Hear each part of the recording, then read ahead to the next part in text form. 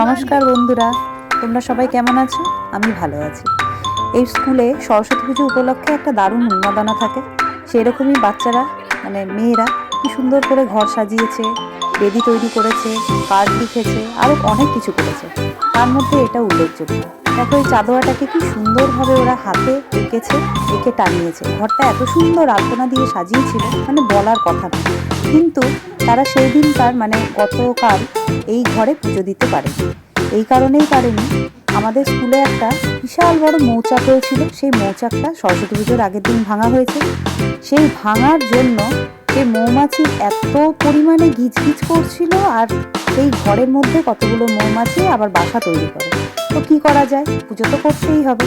Staff রুমে এই পুজো করা হয়েছে। প্লাস 23শে জানুয়ারি ছিল, নেতাজির জন্মদিন উপলক্ষে পতাকা উত্তোলন আর কিছু ফটো। তাহলে আজকের জন্য এইটুকুই, টাটা।